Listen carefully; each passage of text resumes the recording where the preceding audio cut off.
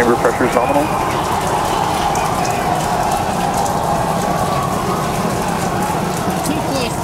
Seconds into the test flight of the inaugural Starship vehicle. Tower cleared, we're into pitch over. Propulsion reports first stage engines nominal. What a sight from the ground cameras at Starbase. We're flying at twice the thrust of the Saturn V heading to space. Acquisition of signal, surface proceed. We're throttled down and throttled back up. Going through the period of maximum aerodynamic pressure.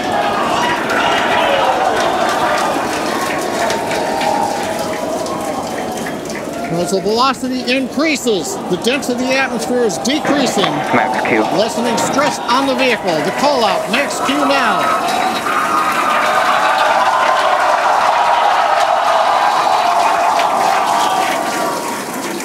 Continuing to watch the first stage as we head downrange.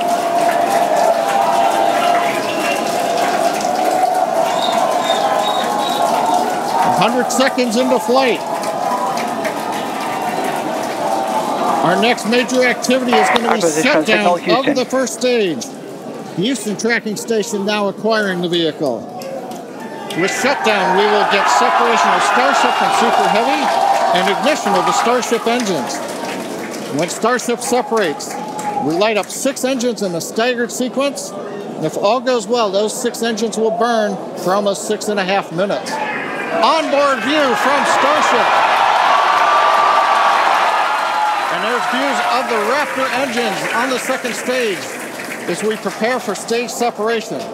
Now after stage separation, the first stage will flip and begin a boost back maneuver for landing in the Gulf.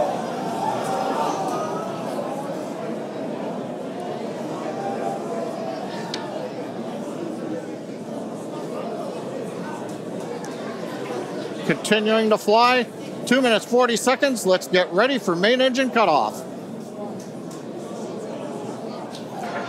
Booster engine cutoff. Beginning to flip for stage separation.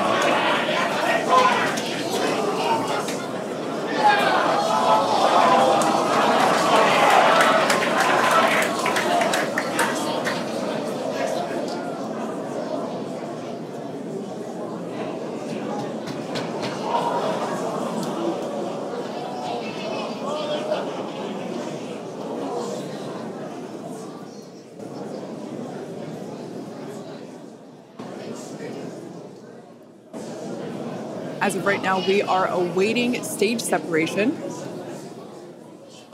where Starship should separate from the Super Heavy booster.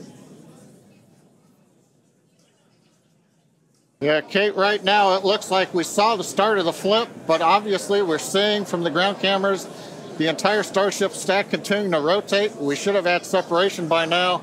Obviously, this is does not appear to be a nominal situation. Yeah, it does appear to be spinning, but I do want to remind everyone that everything after clearing the tower was icing on the cake. And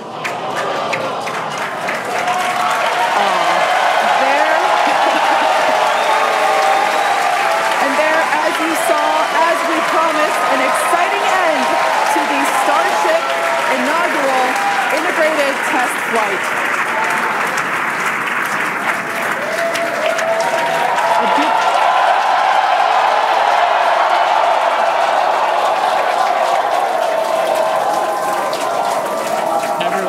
Absolutely pumped to clear the pad and make it this far into the test flight, the first integrated flight of the booster and the Starship vehicle.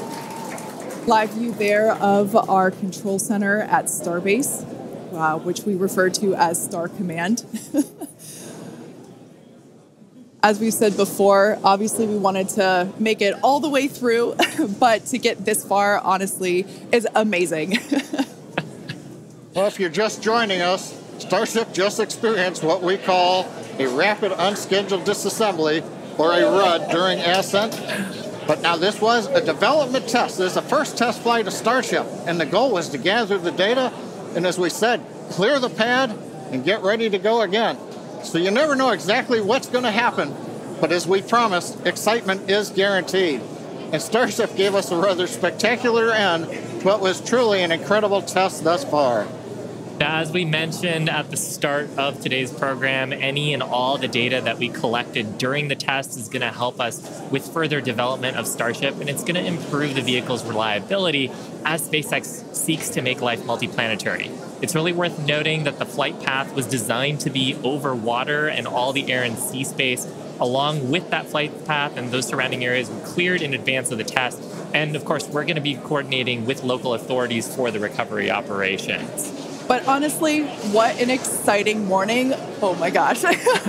We had a successful liftoff from Starbase, Texas at 8:28 a.m. Central Time. We cleared the tower, which honestly was our only hope.